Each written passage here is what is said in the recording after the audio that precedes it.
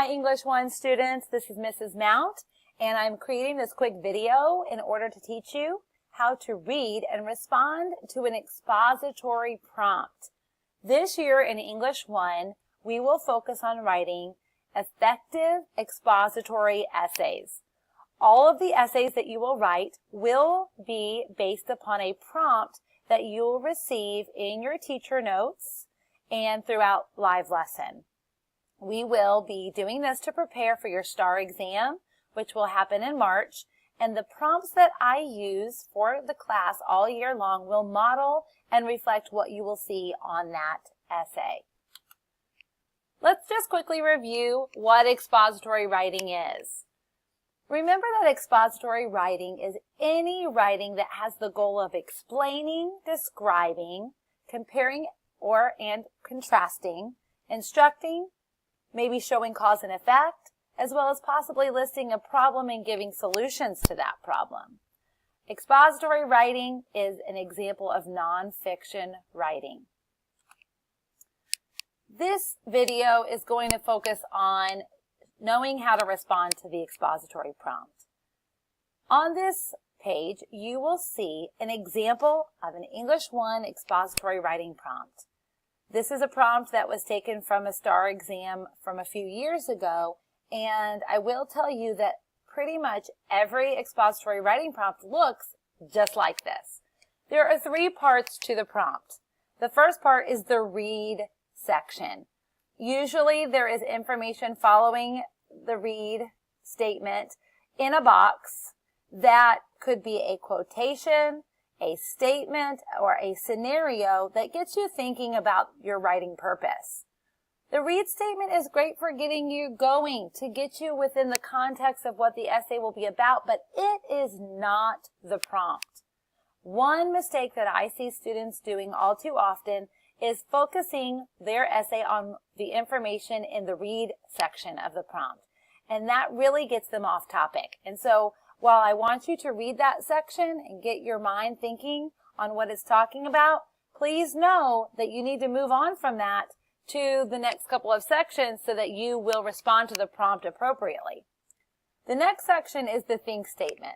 Now, sometimes it will just refer you back to the read statement. Think carefully about the statement that you've just read.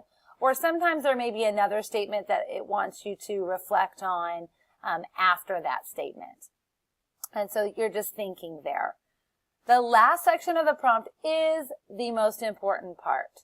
In fact, every time you look at one of these expository writing prompts, I want you to circle the statement that begins with the word write. You can circle it, you can highlight it, you can put arrows pointing to it like I have done, but that is the portion of the prompt that you are going to focus on, because this, in fact, is the actual prompt that you will write about. So this prompt says, write to explain how online bullying is different from real-life bullying. This is what you're writing about. You're explaining how these 2 types of bullying are different. This would ask you to write a compare-contrast essay. Mostly contrast, because the key word here is different. How is online bullying different than real-life bullying? If you write about a concentrated campaign at your school to curb bullying, you're going to have a fabulous essay, but you are going to score poorly when I grade it, because I don't want you to write about what's in the read section. I want you to write about what's in the write section. So please be careful. In fact, I often tell certain students that get this confused. You know what? If you don't even read the read section, you'll be okay. Make that arrow, draw that circle, or highlight the write section and stay focused on it. As you begin to prepare your essay, remember, clearly state a thesis in your essay. Organize and develop your ideas effectively. Choose your words carefully, and then make sure you check your writing for grammar, mechanics, and spelling. Once you know what you're going to write about, you've got to make a plan, folks. So let's take a look at that. How should you plan your essay? Well, the key to a good essay is to plan and begin with some brainstorming. The easiest, fastest brainstorm method is to make a list. So take your write statement, flip it around into a question, and then make a list of answers to that question. So how is online and real life bullying different? Think about it. Write down some ideas and make a list of anything that you can come up with. Now, I don't know if you've seen your essay writing paper yet, but it's only 26 lines and you have to handwrite it. You're going to be noticing that in your teacher notes coming up. So, we don't have time to write about 2, 3, 4 different reasons why online and real life bullying are different. You really need to circle the best idea that you came up with and focus on that one idea.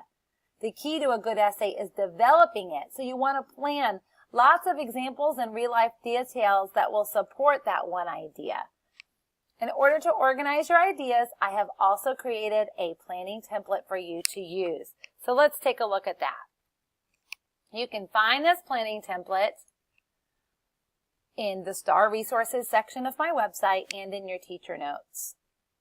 Okay, once you have organized an idea that you're going to talk about, you're going to start planning your essay, and you want to remember that a good essay is going to have an introduction, a body, and a conclusion. So this template will help you set up those 3 sections of the essay. This template will help you create a good hook or a grabber to draw the attention of the reader. It will encourage you to write a transition statement in between the hook and your thesis statement or the main idea of your essay. It also has an area for you to kind of create some supporting details. I encourage you to have no fewer than 2 real life supporting details. 3 would be excellent. Think concrete ideas here, not just basic ideas, but actual names, places, real life historical events, particularly book ideas, anything like that that you can come up with that really establish a framework for what you're trying to say in your main idea. The last part is the restatement of your thesis. You want to reword that, create a new way of saying your main idea, and then lead out of your essay by including a sentence or 2 on the importance or the significance of what you've said in your essay. All right, I hope this video helps you get started this year responding to expository prompts. Good luck and happy writing.